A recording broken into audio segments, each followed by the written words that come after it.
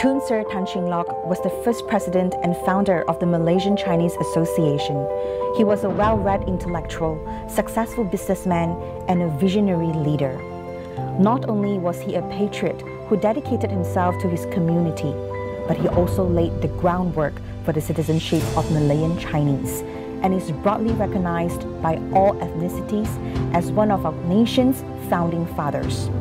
Tun Tan Cheng Lock was born on 5th April 1883 and passed away on 13 December 1960. He formed MCA in 1949. Even under colonial rule, he considered himself a Malayan, one who possessed an untainted fervor to unite Malaya. In June 1948, the Malayan Communist Party launched an armed rebellion. Due to the ethnic composition of the rebels, 500,000 Malayan Chinese suddenly found themselves antagonized by the colonial government, which was ready to forcefully deport them.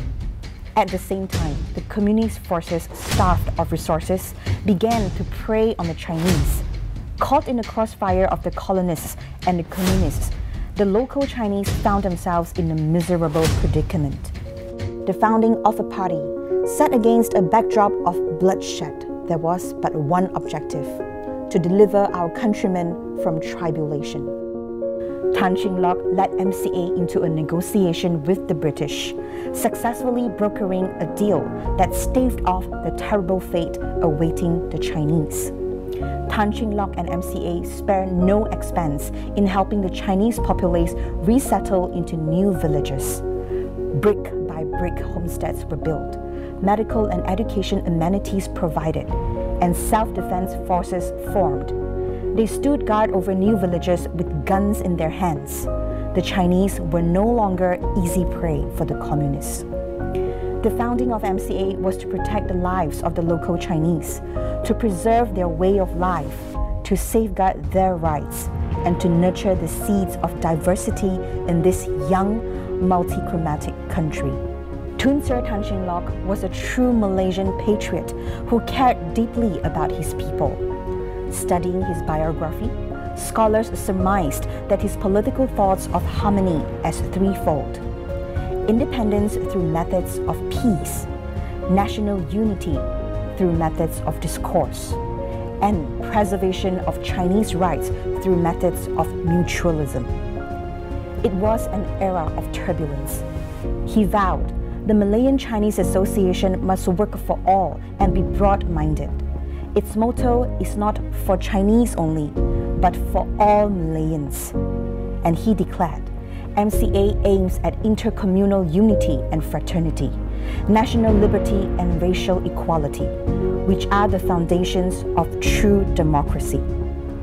The MCA he founded reversed for the Chinese the prejudice of the British and diffused interracial hostilities that would have torn Malaya asunder. He said, it is high time that we commence to take action towards forging the surest and strongest link of that united Malaya by fostering and creating a true Malayan spirit and consciousness among its people to the complete elimination of racial and communal feeling. On behalf of his heritage, he emphasized, people do not become more civilized by losing contact with their own roots. While politically the Malayan Chinese must be one and united with the rest of the permanent population of Malaya, culturally they must be independent and must maintain a very strong intellectual and spiritual life of their own. In April 1949, during a trail of speeches in Perak, he repeatedly stressed that this is an era of the people, when fundamental rights to security, health, economy, education, and self-development become the litmus test for democratic principles. During the first MCA UMNO National Convention on 23 August 1953, he proposed, the ideal type of a perfect government must be representative. The representative system of government ought not to allow sectional interests to be so powerful to prevail against truth and justice. His ideals were reflected throughout MCA's 71 years of pursuit in freedom, justice, and democracy.